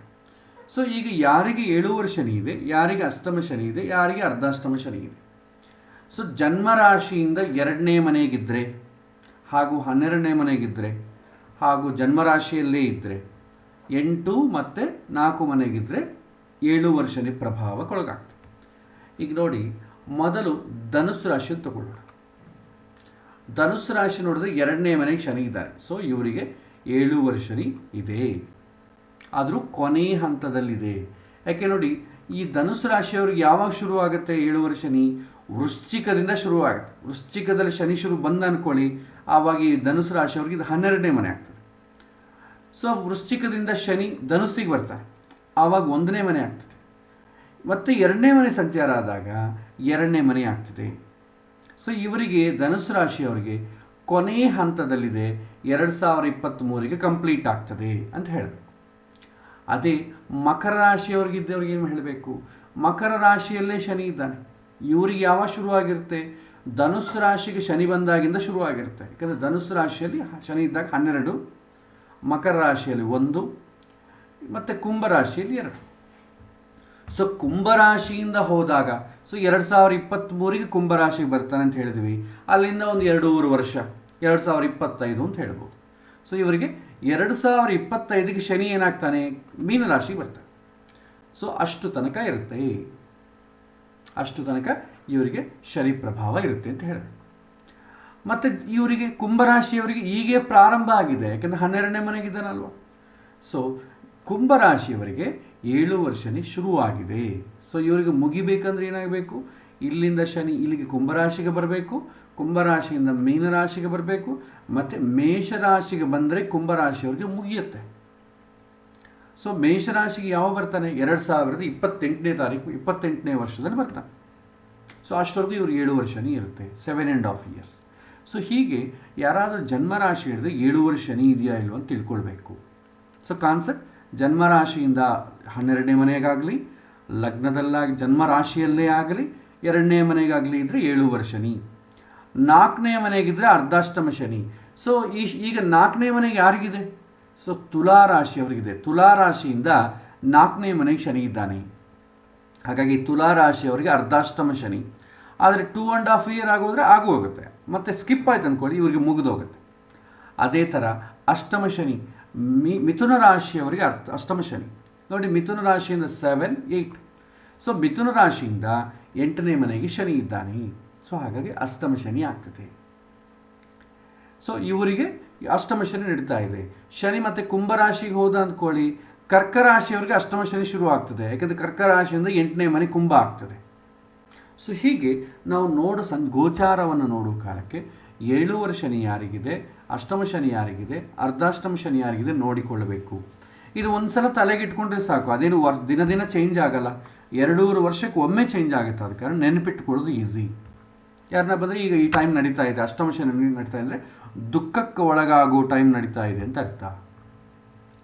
ಸೊ ಇದು ನೆನಪಿಟ್ಕೊಳ್ಬೇಕಾದಂಥ ವಿಷಯ. ಇಲ್ಲಿ ನೆಕ್ಸ್ಟ್, ಸೊ ಹೇಗೆ ನಾವು ಕಂಟ್ರೋಲ್ ಮಾಡಬೇಕು? 7 ವರ್ಷ ಶನಿ ಬಂದಿದೆ, ಓಕೆ, ಅದು ಸ್ವಲ್ಪವೋ ಜಾಸ್ತಿನೋ ಕಂಟ್ರೋಲ್ ಮಾಡಿಕೊಳ್ಳೋ ಮಾರ್ಗ ಏನು ಅಂತಂದರೆ, 7 ವರ್ಷ ಶನಿ, ಅಷ್ಟಮ ಶನಿ, ಅರ್ಧಾಷ್ಟಮ ಶನಿ ನಮ್ಮನ್ನು ಅಟ್ಯಾಕ್ ಮಾಡೋದು ಮನಸ್ಸಿಂದಲೇ.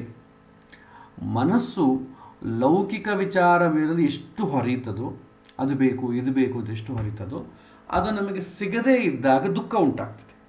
ಸೊ ಇಂಡೈರೆಕ್ಟ್ಲಿ ಏನಾಗ್ತದೆ? ನಾವು ಅಂದುಕೊಂಡಿದ್ದ ಕೆಲಸ ಆಗೋದಿಲ್ಲ ಅಂತ ಅರ್ಥ. ಆವಾಗ ಏನು ಮಾಡಬೇಕು? ನಾವು ಮನಸ್ಸನ್ನು ಕಂಟ್ರೋಲ್ ಮಾಡೋದು ಸ್ಟಾರ್ಟ್ ಮಾಡಬೇಕು.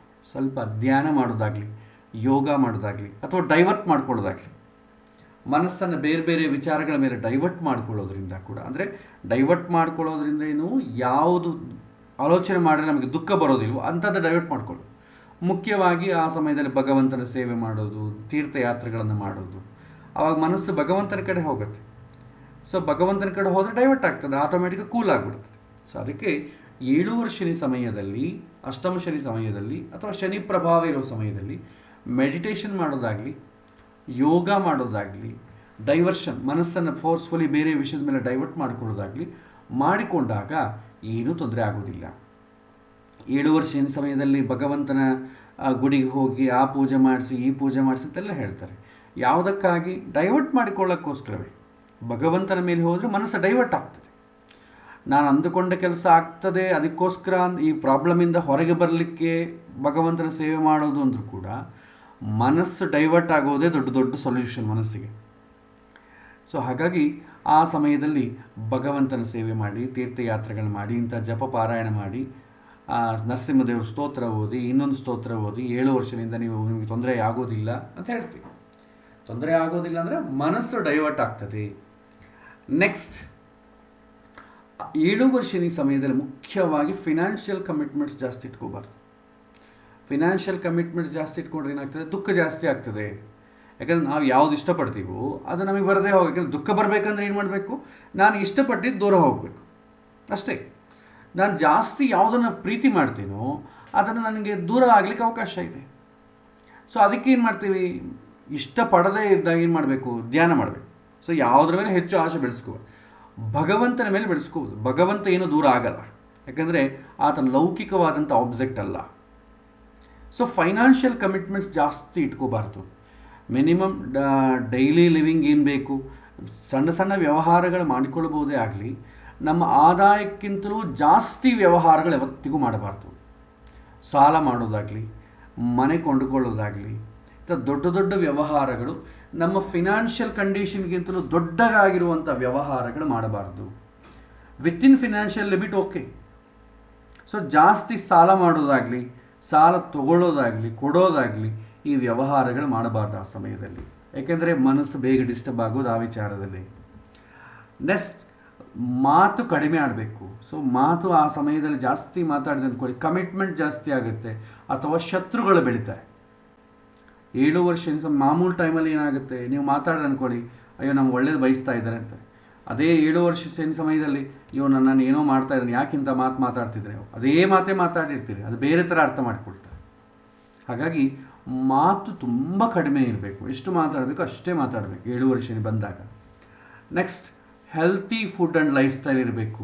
ಆರೋಗ್ಯ, ಫಿಸಿಕಲ್ ಹೆಲ್ತ್ ಕೆಡಬಾರದು, ಮತ್ತು ಮಾನಸಿಕವಾಗಿ ಕೆಡ್ತದೆ ಫಿಸಿಕಲ್ ಹೆಲ್ತ್ ಕೆಟ್ಟು.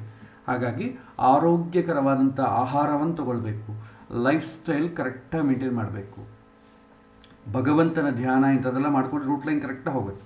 ಇಲ್ಲ ಅಂದ್ಕೊಳ್ಳಿ, ಸ್ವಲ್ಪ ದುಃಖ ಬಂತು ಅಂದ್ಕೊಳ್ಳಿ, ಅವನೇನು ಅನ್ಕೊಳ್ತಾನೆ, ಏನೋ ಒಂದು ಕುಡಿಬೇಕು ಅನ್ಸುತ್ತೆ ಅವನಿಗೆ.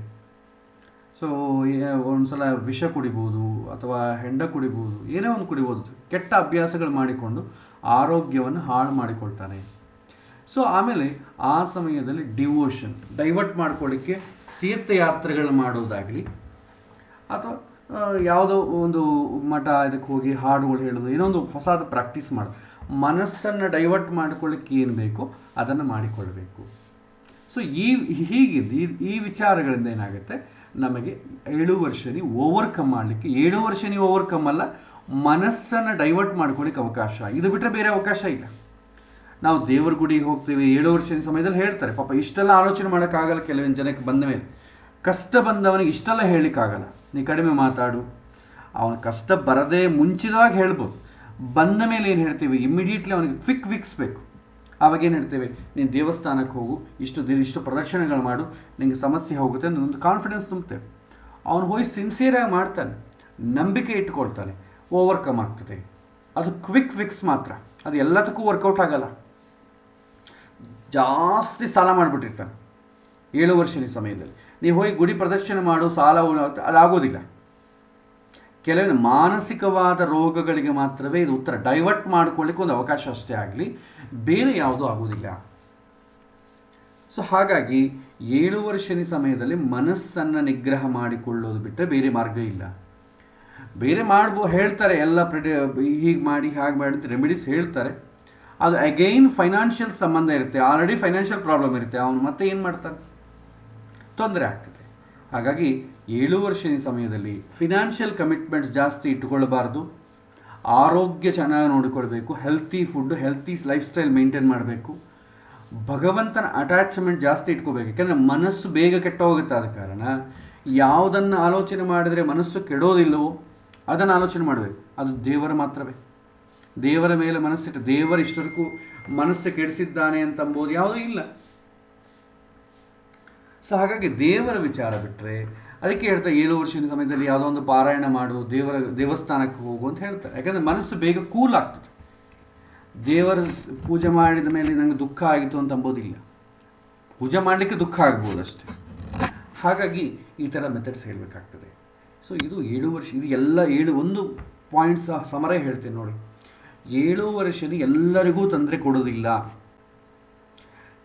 ಹೇಳಬೇಕಾದ್ರೆ ಯಾರು ಹಿಂದಿನ ಜನ್ಮದಲ್ಲಿ ಪಾಪ ಜಾಸ್ತಿ ಮಾಡಿರ್ತಾರೋ ಅವರಿಗೆ ಮಾತ್ರವೇ ದುಃಖದ ರೂಪದಲ್ಲಿ ಬರುತ್ತೆ ಹೊರಗೆ. ಇಲ್ಲ ಜಾತಕದಲ್ಲಿ ಹಿಂದಿನ ಜನ್ಮದಲ್ಲಿ ಪಾಪ ಹೆಂಗೆ ಗೊತ್ತಾಗುತ್ತೆ ಅಂದರೆ, ಜಾತಕದಲ್ಲಿ ಶನಿಯ ಆಧಿಪತ್ಯ ನೋಡ್ತೇವೆ. ಶನಿ ದುಷ್ಟ ಸ್ಥಾನಗಳಲ್ಲಿದ್ದರೆ, ದುಷ್ಟ ಸ್ಥಾನ ಆಧಿಪತ್ಯ ಬಂದರೆ ಆವಾಗ ಹಿಂದಿನ ಜಾಸ್ತಿ ಪಾಪ ಆಗಿದೆ ಅಂತ. ದಯವಿಟ್ಟು ನೀವು ಯಾರು ಜಾತಕಗಳು ನೋಡ್ಕೊಳ್ಳಿಕ್ಕೆ ಹೋಗಬೇಡಿ, ಮತ್ತು ಜ್ಯೋತಿಷ್ಯ ಕಲಿಯೋಕ್ಕೆ ಆಗೋದಿಲ್ಲ, ಅಲ್ಲಿಗೆ ಮುಗಿದೋಗ್ತದೆ. ಸೊ ಜ್ಯೋತಿಷ್ಯ ಕಲಿಬೇಕಾದ್ರೆ ಫಸ್ಟು ನಿಮ್ಮ ಜಾತಕಗಳು, ನಿಮ್ಮ ಬಂಧು ತುಂಬ ಹತ್ತಿರ ಇರೋ ಜಾತಕಗಳು ನೋಡೋದು ಸ್ಟಾಪ್ ಮಾಡಬೇಕು. ಆವಾಗ ಜ್ಯೋತಿಷ್ಯ ಬರುತ್ತೆ. ಸ್ವಲ್ಪ ಒಂದು ಬಂದ ಮೇಲೆ ನೋಡಿಕೊಳ್ಳೋ ಅವಶ್ಯಕತೆ ಇರೋದೇ ಇಲ್ಲ, ಯಾಕಂದರೆ ಧೈರ್ಯ ಬಂದುಬಿಡುತ್ತದೆ. ಹಾಗಾಗಿ ನಿಮಗೆ ಮಾನಸಿಕವಾಗಿ ಕ್ಲೋಸ್ ಆಗಿರೋರ ಜಾತಕಗಳು ಖಂಡಿತ ನೋಡ್ಲಿಕ್ಕೆ ಹೋಗಬೇಡಿ. ಸೊ ಹಾಗಾಗಿ ಯಾರ ಜಾತಕದಲ್ಲಾರು 6, 8, 12 ಮನೆ ಅಧಿಪತಿ ಆಗ್ತಾನೋ ಶನಿ, ಅಥವಾ 6, 8, 12 ಮನೆಯಲ್ಲಿರ್ತಾನೋ ಅವರಿಗೆ ಶನಿ ದುಃಖವನ್ನು ಉಂಟು ಮಾಡ್ತಾನೆ. ಅಂದರೆ ಶನಿ ದುಃಖವನ್ನು ಉಂಟು ಮಾಡೋದಲ್ಲ, ಹಿಂದಿನ ಜನ್ಮದಲ್ಲಿ ಮಾಡಿದಂಥ ಪಾಪಗಳು ಈ ಜನ್ಮದಲ್ಲಿ ದುಃಖ ರೂಪದಲ್ಲಿ ಹೊರಗೆ ಬರುತ್ತೆ. ಶನಿ ಅಂತಂಬೋದು ಓನ್ಲಿ ಪೋರ್ಟ್ಫೋಲಿಯೋ ಅಷ್ಟೇ. ಶನಿ ಇಂಡಿಕೇಟ್ ಮಾಡ್ತಾನೆ ಅಷ್ಟೇ ಹೀಗಾಗತ್ತೆ ಅಂತ. Shani is not responsible for sorrow. ನಮ್ಮ ಜೀವನದಲ್ಲಿ ಬರುವಂಥ ದುಃಖಗಳಿಗೆ, ನಷ್ಟಗಳಿಗೆ ಶನಿ ರೆಸ್ಪಾನ್ಸಿಬಲ್ ಅಲ್ಲ. ಯಾರು ರೆಸ್ಪಾನ್ಸಿಬಲ್? ನಾವೇ. ನಮಗೇನಾದರೂ ಒಂದು ಕಷ್ಟ ಆಗ್ತಾ ಇದೆ, ದುಃಖ ಆಗ್ತಾ ಇದೆ ಅಂತಂದರೆ ಅದಕ್ಕೆ ನಾವೇ ರೆಸ್ಪಾನ್ಸಿಬಲ್ ಆಗ್ತೀವಿ. ಅದಕ್ಕೆ ನಾವು ಮಾಡೋ ಆ್ಯಕ್ಟಿವಿಟೀಸ್ ಎಲ್ಲ ಕೂಡ ಪಾಸಿಟಿವ್ ಆಗಿದ್ದು ನೋಡಿಕೊಂಡ್ರೆ ನಮಗೆ ಬರೋ ಜನ್ಮದಲ್ಲಿ ಬರೋದೇ ಇಲ್ಲ. ಯಾಕಂದರೆ ಶನಿಗೆ ಒಳ್ಳೆ ಪೋರ್ಟ್ಫೋಲಿಯೋ ಬಂತು ಅಂದ್ಕೊಳ್ಳಿ, ತೊಂದರೆನೇ ಇಲ್ಲ. ಶನಿಗೆ ಒಳ್ಳೆ ಪೋರ್ಟ್ಫೋಲಿಯೋ ಬರಬೇಕಂದ್ರೆ ನಾವು ಒಳ್ಳೆ ಕೆಲಸಗಳು ಮಾಡ್ಕೊತಾ ಹೋಗಬೇಕು. ಸೊ ಹಾಗಾಗಿ ಅದಕ್ಕೆ devotion, healthy food, healthy lifestyle ಮಾಡ್ಕೊಳ್ಬೇಕು. ಲೆಸ್ ಟಾಕ್, ಜಾಸ್ತಿ ಮಾತಾಡಬಾರ್ದು. ಫೈನಾನ್ಷಿಯಲ್ ಕಮಿಟ್ಮೆಂಟ್ಸ್ ಇಟ್ಕೊಳ್ಬಾರ್ದು. ಮೈಂಡನ್ನು ಕಂಟ್ರೋಲ್ ಮಾಡಿಕೊಳ್ಬೇಕು. ಮೆಡಿಟೇಷನ್, ಯೋಗ ಮಾಡಿಕೊಳ್ಬೇಕು. ಡೈವರ್ಷನ್ ಮಾಡಿಕೊಳ್ಳೋದಲ್ಲಿ ಮಾಡಿದರೆ ಇವರಿಗೆ 7 ವರ್ಷ ಈ ಟೈಮಲ್ಲಿ ಏನೂ ಆಗೋದಿಲ್ಲ. ಸೊ ಹೇಗೇ ಇರಲಿ, ಜಾತಕದಲ್ಲಿ ಯಾವ ಥರ ಕೆಟ್ಟಿದ್ದರೂ ಕೂಡ ಈ ಪಾಯಿಂಟ್ಸ್ ಮೇಂಟೈನ್ ಮಾಡಿದರೆ ಅವ್ರಿಗೆ ಏನೂ ತೊಂದರೆ ಆಗೋದಿಲ್ಲ. ಆದರೆ ಮನಸ್ಸು ಕಂಟ್ರೋಲಲ್ಲಿಲ್ಲದ್ರೆ ತುಂಬ ಕಷ್ಟ. ಕಂಟ್ರೋಲ್ ಇಲ್ಲದಾಗ ಫುಡ್ ಹ್ಯಾಬಿಟ್ಸು ಮಾಡಿಕೊಂಡ್ರೆ ಆರೋಗ್ಯ ತೊಂದರೆ ಆಗ್ತದೆ. ಹೆಚ್ಚು ಮಾತಾಡಿದ್ರೆ ಓವರ್ ಕಮಿಟ್ಮೆಂಟ್ಸ್ ಕೊಡೋದ್ರಿಂದ ದುಃಖ ಆಗ್ತದೆ. ಸೊ ಹಾಗಾಗಿ ಜಾಸ್ತಿ ಕಮಿಟ್ಮೆಂಟ್ ಕೊಡೋದು, ಫೈನಾನ್ಷಿಯಲ್ ಕಮಿಟ್ಮೆಂಟ್ ಕೊಡಲೇಬಾರ್ದು. First just minimum lifestyle ನಡೆಸ್ಕೊತಾ ಹೋಗಬೇಕು. ಸೊ ಯಾಕಂದರೆ ಕಮಿಟ್ಮೆಂಟ್ ಕೊಟ್ಟರೆ ಏನಾಗ್ತದೆ, ಮನಸ್ಸು ದುಃಖ ಆಗಲಿಕ್ಕೆ ಅವಕಾಶ ಇದೆ. ದುಃಖ ಆಯಿತು ಅಂತಂದರೆ, ಮನಸ್ಸು ದುಃಖ ಆಯಿತು ಅಂತಂದರೆ ನಾವು ಸಫರ್ ಆದಂಗೆ. ಈಗ ನಾನು ಸಫರ್ ಆಗ್ತಾ ಇದ್ದೀನಿ ಅಂತಂದರೆ ಮಾನಸಿಕವಾಗಿ ಸಫರ್ ಆದಂಗೆ. ಮನಸ್ಸು ಅಂಬುದು ಬೇರೆ ಅಲ್ಲ. ಮನಸ್ಸು ದುಃಖ ಆಯಿತು ಅಂದರೆ ನಾವು ದುಃಖ ಆಗ್ತೇವೆ. ಹಾಗಾಗಿ ತುಂಬ ಎಚ್ಚರಿಕೆಯಾಗಿರಬೇಕು. ಸೊ ಒಂದು ಮನಸ್ಸನ್ನು ನಿಗ್ರಹ ಮಾಡಿಕೊಳ್ಬೇಕು. ಮೆಡಿಟೇಷನ್ ಮಾಡೋದಾಗಲಿ, ಯೋಗ ಮಾಡೋದಾಗಲಿ ಇದೇ ಮಾಡಬೇಕು ಅಂತಿಲ್ಲ, ಯಾವುದನ್ನು ಡೈವರ್ಟ್ ಮಾಡಿಕೊಳ್ಬೇಕು. ಹೊಸ ಒಂದು ಸ್ಕಿಲ್ಲನ್ನು ಆ್ಯಡ್ ಮಾಡ್ಕೊಳ್ಳೋದು, ಸಂಗೀತ ಕಲಿಯೋದಾಗಲಿ ಯಾವುದನ್ನು ಮಾಡಿಕೊಳ್ಬೇಕು. ಸೊ ಫಿನಾನ್ಷಿಯಲ್ ಕಮಿಟ್ಮೆಂಟ್ ಓವರ್ ಕೊಡಬಾರ್ದು. ಅಂದರೆ ನಮ್ಮ ಆದಾಯಕ್ಕಿಂತಲೂ ಹೆಚ್ಚಿನ ಕಮಿಟ್ಮೆಂಟ್ ಕೊಡಬಾರ್ದು. ಅಸಲು ಖರ್ಚು ಮಾಡಬಾರ್ದು ಅಂತಲ್ಲ, ನಮಗೆ ಕೈಲಾಗಲದ್ದಕ್ಕಿಂತ ಹೆಚ್ಚಿನ ವಿಷಯಗಳು ಕೈ ಹಾಕಬಾರ್ದು. ಆಮೇಲೆ ಕಡಿಮೆ ಮಾತಾಡಬೇಕು. ಜಾಸ್ತಿ ಮಾತಾಡ್ರೆ ಏನಾಗುತ್ತೆ, ಕಮಿಟ್ಮೆಂಟ್ ಕೊಡ್ತೇವೆ. ನಿಮಗೆ ರಾಮಾಯಣ ಕಾಲದಲ್ಲಿ ಇಕ್ಷ್ವಾಕುಲ ವಂಶದಲ್ಲಿ ರಘು ಮಹಾರಾಜರಿದ್ದರು. ಅವರು ಜಾಸ್ತಿ ಮಾತಾಡ್ತಿದ್ದಿಲ್ಲ. ಯಾಕೆಂದರೆ ಜಾಸ್ತಿ ಮಾತಾಡಿದ್ರೆ ಅನೃತ ದೋಷ ಬರುತ್ತೆ. ಅಂದರೆ ಯಾವುದನ್ನು ಒಂದು ಕಮಿಟ್ಮೆಂಟ್ ಕೊಡಬೇಕಾಗತ್ತೆ, ಕಮಿಟ್ಮೆಂಟ್ ಕೊಟ್ಟ ಮೇಲೆ ಉಳಿಸ್ಕೊಳ್ಬೇಕು. ಸೊ ಅದಕ್ಕೆ ಅವ್ರು ಜಾಸ್ತಿ ಮಾತಾಡ್ತಿದ್ದಿಲ್ಲ. ಹಾಗೆ ಮೌನಿಗಳಾಗಬೇಕು. ಮೌನಿಗಳಾಗಲಿಂದ ಮಾತಾಡಬಾರ್ದು ಅಂತ ಅರ್ಥ ಅಲ್ಲ. ವಿಷಯಗಳ ಚಿಂತನೆ ಮಾಡೋದಾಗಲಿ, ಹೆಚ್ಚು ಟ್ರಾನ್ಸಾಕ್ಷನ್ಸ್ ಇಟ್ಕೊಳ್ಳೋದಾಗಲಿ ಮೈಂಡಲ್ಲಿ ಇಟ್ಕೊಳ್ಬಾರ್ದು. ಆ ಸಮಯದಲ್ಲಿ healthy food and life style maintain ಮಾಡಬೇಕು. 7 ವರ್ಷದ ಸಮಯದಲ್ಲಿ, ಬೇರೆ ಸಮಯದಲ್ಲಿ ಹೆಂಗನ್ನ ಇರಲಿ, 7 ವರ್ಷ ಸಮಯದಲ್ಲಿ healthy food life style maintain ಮಾಡಬೇಕು. ಅದೇ ಥರ ಡಿವೋಷನ್. ಯಾಕೆಂದರೆ ನಮಗಿರುವಂಥ ಮನಸ್ಸನ್ನು ಡೈವರ್ಟ್ ಮಾಡ್ಕೊಳ್ಳಿಕ್ಕೆ ಏಕೈಕ ಸಾಧನ ಯಾವುದು ಅಂತಂದರೆ ಭಗವಂತ ಮಾತ್ರ. ಸೊ ಭಗವಂತನ ಮೇಲೆ ನಾವು ಡೈವರ್ಟ್ ಮಾಡಿಕೊಳ್ಬೇಕಾಗ್ತದೆ. ಸೊ ಇದು ಇನ್ನು ಹೋಮಗಳು ಇದೆಲ್ಲ ಅದೆಲ್ಲ ಸೆಕೆಂಡ್ರಿ. ಅದು ಯಾರಿಗೆ ಹೋಮ ಯಾರಿಗೆ ಬೇಕಾಗ್ತದೆ, ಹೋಮಗಳಾಗಲಿ ದಾನಗಳಾಗಲಿ ಇದು ಯಾರಿಗೆ ಬೇಕಾಗ್ತದೆ ಅಂತಂದರೆ ತಮ್ಮ ಮೈಂಡನ್ನು ನಿಗ್ರಹ ಮಾಡೋಕ್ಕೆ ಆಗದೇ ಇರೋರಿಗೆ ಪ್ರತ್ಯಾಮ್ನಾಯ ಮಾರ್ಗಗಳು, ಅದು ಡೈರೆಕ್ಟ್ ಮಾರ್ಗಗಳಲ್ಲ. ಈಗ ಅವನಿಗೆ ಸಮಸ್ಯೆ ಬಂದ್ಬಿಟ್ಟಿರುತ್ತೆ, ಬಂದುಬಿಟ್ಟು ಅವನಿಗೆ ಇದು ಮಾಡಂದ್ರೆ ಏನು ಮಾಡೋಕ್ಕಾಗಲ್ಲ. ಈಗ ಸಮಸ್ಯೆ ಆಲ್ರೆಡಿ ಒದ್ದಾಡ್ತಾ ಇರೋಣ ನೀವು ಮೆಡಿಟೇಷನ್ ಮಾಡೋದು ಅವನೇನು ಮಾಡಲಾರ, ಯಾಕಂದ್ರೆ ಕಾನ್ಸಂಟ್ರೇಷನ್ ಇರೋಲ್ಲ. ಅಂಥವ್ರಿಗೆ ಏನು ಮಾಡ್ತೀವಿ, ಚಿಕ್ಕ ಚಿಕ್ಕ ಪೂಜೆಗಳಾಗಲಿ, ಅವನಿಗೆ ಯಾವುದ್ರ ಮೇಲೆ ನಂಬಿಕೆ ಇದೆ, ಯಾವುದನ್ನು ಮಾಡಿದ್ರೆ ಬೇಗ ಮೈಂಡನ್ನು ಡೈವರ್ಟ್ ಮಾಡ್ಕೊಳ್ತಾನೆ ಅಂಥದ್ದು ಹೇಳ್ತೇವೆ. ಕ್ವಿಕ್ ಫಿಕ್ಸಸ್ ಅಂತೀವಿ. ಅದು ಬಟ್ ಅದು ಪರ್ಮನೆಂಟ್ ಅಲ್ಲ. ಆದರೆ ಇವತ್ತು 7 ವರ್ಷ ನಿಂತದ್ದು ಬಂದಾಗ ಕ್ವಿಕ್ ಫಿಕ್ಸ್ ಏನಾಗ್ತದೆ, ಮೇನ್ ಫಿಕ್ಸ್ ಆಗಿಬಿಟ್ಟಿದೆ. ಸೊ ನಿಂತ ಇಷ್ಟು ಹೋಮಗಳು ಮಾಡು, ಇಷ್ಟು ಸಲ ಮಾಡಬೇಕು, ಇಷ್ಟು ದಿನ ಮಾಡಬೇಕು. ಸೊ ಫಿನಾನ್ಷಿಯಲಿ ಅದೊಂದು ಇದಾಗ್ಬಿಟ್ಟಿದೆ, ಬಿಸ್ನೆಸ್ ಥರ ಆಗಿಬಿಟ್ಟಿದೆ. ಸೊ ಆದರೆ ಮಾನಸಿಕವಾಗಿ ಕಂಟ್ರೋಲ್ ಮಾಡೋದೇ ಪ್ರೈಮರಿ ಅದಕ್ಕೆ ಸೊಲ್ಯೂಷನ್. ಇಲ್ಲ ಮನಸ್ಸೇ ಕಂಟ್ರೋಲ್ ಇಲ್ಲ ಅಂತಂಬೋರಿಗೆ ಏನು ಮಾಡ್ತೇವೆ, quick fixes for time period ಅಷ್ಟೇ. ಅದು ಲೈಫ್ ಲಾಂಗ್ ಅದು ಲಾಂಗ್ ಪೀರಿಯಡ್ ಕೆಲಸ ಮಾಡಲ್ಲ. ತುಂಬ ತಲೆ ಕೆಟ್ಟೋಗ್ಬಿಟ್ಟಿದೆ, ಅವ್ನು ಏನು ಮಾಡ್ತೀವಿ, ಒಂದು ದೇವಸ್ಥಾನಕ್ಕೆ ಹೋಗಿ ಬಾ ಅಂತ ಹೇಳ್ತೀವಿ. ಇಮಿಡಿಯೇಟ್ಲಿ ಹೋದರೆ ಕೂಲ್ ಆಗ್ತಾನೆ ಅಂತ, ಫಸ್ಟ್ ಏಡ್ ಇದ್ದಂಗೆ ಅಷ್ಟೇ. ಇಲ್ಲ ದೇವಸ್ಥಾನಕ್ಕೆ ಹೋಗ್ತಾ ಇರಬೇಕು ಅಂತಂದರೆ ಅದು ಕರೆಕ್ಟ್ ಅಲ್ಲ. ಅದು ಸ್ವಲ್ಪ ದಿನ ಏನಾಗುತ್ತೆ, ಅದು ಹರ್ಡ್ ಅಂತೀವಿ ನೋಡಿ, ಅದು ಅಭ್ಯಾಸ ಆಗಿಬಿಡ್ತದೆ. ದೇವಸ್ಥಾನಕ್ಕೆ ಹೋಗಿ ಕೂಡ ತಲೆ ಕೆಡಿಸ್ಕೊಳ್ಳೋದು ಅಭ್ಯಾಸ ಆಗಿಬಿಡ್ತದೆ. ಈಗ ಏನಾದರೂ ಕಷ್ಟ ಬಂದರೆ ದೇವಸ್ಥಾನಕ್ಕೆ ಹೋಗು ಅಂತ ಹೇಳ್ತೇವೆ. ದೇವಸ್ಥಾನದಲ್ಲೇ ಇದ್ದವ್ರಿಗೆ ಕಷ್ಟ ಬಂದರೆ ಏನು ಮಾಡಬೇಕು, ಅವರೆಲ್ಲಿ ಹೋಗಬೇಕು? ಯಾಕೆಂದರೆ ಅವ್ರು ದೇವಸ್ಥಾನದಲ್ಲೇ ಇರ್ತಾರೆ, ಯಾಕೆಂದರೆ ಅದು ಅಭ್ಯಾಸ ಆಗೋಗ್ಬಿಟ್ಟಿರ್ತದೆ, ಹ್ಯಾಬಿಚುವಲ್ ಆಗಿಬಿಟ್ಟಿರ್ತದೆ. ಹಾಗಾಗಿ ಇದು ಹೆಚ್ಚು ಕೆಲಸ ಮಾಡಲ್ಲ. ದೇವರ ಪೂಜೆ, ದೇವಸ್ಥಾನಕ್ಕೆ ಹೋಗೋದಾಗಲಿ, ಈ ಪೂಜೆ ಮಾಡು ಆ ಪೂಜೆ ಮಾಡಿದೆಲ್ಲ ಕ್ವಿಕ್ ಫಿಕ್ಸಸ್. ಆ ಟೈಮಲ್ಲಿ ಅವನನ್ನು ಡೈವರ್ಟ್ ಮಾಡಲಿಕ್ಕೆ ಒಂದು ಮಾರ್ಗ. ಆಮೇಲೆ ಮತ್ತೆ ಮೇಯ್ನ್ ಲೈನ್ಗೆ ಇದೇ ಬಂದುಬಿಡಬೇಕು. ಸ್ವಲ್ಪ ಡೈವರ್ಟ್ ಮಾಡಿ ಮನಸ್ಸನ್ನು ಕಂಟ್ರೋಲ್ ಮಾಡಬೇಕು, ಮಾತು ಕಂಟ್ರೋಲ್ ಮಾಡಬೇಕು, ಫಿನಾನ್ಷಿಯಲ್ ಕಮಿಟ್ಮೆಂಟ್ಸ್ ಕಡಿಮೆ ಮಾಡ್ಕೊಳ್ಬೇಕು, ಸ್ವಲ್ಪ ಹೆಲ್ತಿ ಫುಡ್ ಲೈಫ್ ಸ್ಟೈಲ್ ಮಾಡಬೇಕು, ಮತ್ತೆ ಇದಕ್ಕೆ ಬರಬೇಕು. ಬಟ್ ಇದು ಮೇಯ್ನ್ ರೆಮಿಡಿ. ಇದು ಮಿಗತಾದೆಲ್ಲ ಕೂಡ ಕ್ವಿಕ್ ಫಿಕ್ಸಸ್. ಮತ್ತೆ ಅದರಿಂದ ಹೊರಗೆ ತರಿಸಿ ಮತ್ತೆ ಈ ಲೈನ್ ಹಿಡ್ಕೋಬೇಕು. ಸೊ ಅದಕ್ಕೆ ಏನು ಮಾಡ್ತಿದ್ರು, ಹಿಂದಿನ ಕಾಲ ಸಮಸ್ಯೆ ಬಂದಾಗ ನೀನು ಒಂದು ದೇವಸ್ಥಾನಕ್ಕೆ ಹೋಗು, ಒಂದು ವಾರ ದಿನ ಅಲ್ಲಿ ಪ್ರದರ್ಶನ ಮಾಡಿ ಬಾ, ಮತ್ತೆ ಜಾತಕ ನೋಡ್ತೇನೆ ಅಂತ ಹೇಳ್ತಿದ್ರು. ಒಂದು ವಾರ ದಿನ ಅಲ್ಲಿ ಪ್ರದರ್ಶನ ಮಾಡಿದ್ರೆ ಅವನು ಸ್ವಲ್ಪ ಕೂಲ್ ಆಗ್ತಾನೆ, ದೇವರು ಕಾಪಾಡ್ತಾನೆ ಅಂತ ಹೇಳಿ. ಕೂಲ್ ಆದಮೇಲೆ ಜ್ಯೋತಿಷ್ ಹತ್ರ ಬಂದರೆ ಜ್ಯೋತಿಷಿ ಏನೋ ಹೇಳಿದ್ರೆ ಕೇಳ್ತಾನೆ. ಸಮಸ್ಯೆ ತಲೆಗಿದ್ದಾಗ ಜ್ಯೋತಿಷಿ ಏನು ಹೇಳಿದ್ರು ಅವನು ಕೇಳೋಕ್ಕೂ ಆಗಲ್ಲ, ಮಾಡೋಕ್ಕೂ ಆಗಲ್ಲ. ಸೊ ಇದಕ್ಕೆ ಪೂಜೆಗಳು ಹೋಮಗಳು ಇದೆಲ್ಲ ಕೂಡ ಮನಸ್ಸನ್ನು ಇನ್ಸ್ಟಂಟಾಗೆ ಒಳ್ಳೆ ಮಾರ್ಗದಲ್ಲಿ ಇರಲಿಕ್ಕಷ್ಟೇ. ಬಟ್ ಅದು ಲಾಂಗ್ ಟೈಮ್ ಕೆಲಸ ಮಾಡಲ್ಲ. ನೀವು ಒಂದು ಎಕ್ಸಾಂಪಲ್ ಕೊಡ್ತೇನೆ. ಮನೆಯಲ್ಲಿ ಬೆಳ್ಳಿ ಪಾತ್ರೆ ಅಥವಾ ಕಾಪರ್ ಪಾತ್ರೆ ಇತ್ತಂದ್ಕೊಡಿ, ಅದರ ಮೇಲೆ ತುಂಬ ಕೊಳೆ ಇದೆ, ಹೊಲಸು ಆಗಿದೆ. ಅದನ್ನು ನಾವು ಕ್ಲೀನ್ ಮಾಡಬೇಕಾದ್ರೆ ಏನು ಮಾಡ್ತೇವೆ, ಮನೆಗೆ ಹುಣಸೆ ಹಣ್ಣು ತೊಗೊಳ್ತೇವೆ, ಅಥವಾ ಯಾವುದಾದ್ರೂ ಈ ಮಾರ್ಕೆಟಲ್ಲಿ ಸಿಗುತ್ತೆ, ಪೌಡ್ರ್ ಸಿಗುತ್ತೆ, ಅದನ್ನು ತೊಗೊಳ್ತೇವೆ, ನೀರು ತೊಗೊಳ್ತೇವೆ, ಹಾಕಿ ಚೆನ್ನಾಗಿ ತಿಕ್ತೀವಿ, ಅದನ್ನು ಉಜ್ತೀವಿ. ಚೆನ್ನಾಗಿ ಉಜ್ಜಿದ ಅಂದ್ಕೊಳ್ಳಿ, ಆ ಕೊಳೆ ಎಲ್ಲ ತೆಗೆದುಬಿಡ್ತದೆ. ಇಮಿಡಿಯೇಟ್ಲಿ ಏನು ಮಾಡ್ತೀವಿ, ಮತ್ತು ನೀರಿಂದ ವಾಶ್ ಮಾಡ್ತೇವೆ. ಸೊ ನೀರಿಂದ ವಾಶ್ ಮಾಡಿದಾಗ ನಾವು ಬಳಸಿದಂಥ ಹುಣಸೆ ಹಣ್ಣು ಪೌಡ್ರು ಇದೆಲ್ಲ ಹೊಟ್ಟೋಗುತ್ತೆ, ಸ್ವಲ್ಪ ಹೊಳಿಯುತ್ತೆ. ಮತ್ತೆ ಏನು ಮಾಡ್ತೇವೆ, ಬಟ್ಟೆ ತೊಗೊಂಡು ಆ ನೀರಿಲ್ಲಂಗೆ ವಾಶ್ ಮಾಡ್ತೇವೆ. ನೀರು ಕೂಡ ಇರಬಾರ್ದು, ಆ ನೀರಿಲ್ಲಂಗೆ ಚೆನ್ನಾಗಿ ಉಜ್ಜಿಬಿಡ್ತೇವೆ. ಕ್ಲೀನ್ ಮಾಡಿ ಏರ್ ಟೈಟ್, ಗಾಳಿ ಬರದೇ ಇರೋ ಕಡೆ ಇಡ್ತೇವೆ. ಈ ನಾವು ಈ ಒಂದು ಪಾತ್ರೆಯನ್ನು ಕ್ಲೀನ್ ಮಾಡಲಿಕ್ಕೆ ಬಳಸಿದಂಥ ಹುಣಸೆ ಹಣ್ಣಾಗಲಿ, ಪೌಡರ್ ಆಗಲಿ, ನೀರಾಗಲಿ ಮತ್ತೆ ರೀಯೂಸ್ ಮಾಡಲಿಕ್ಕೆ ಬರಲ್ಲ.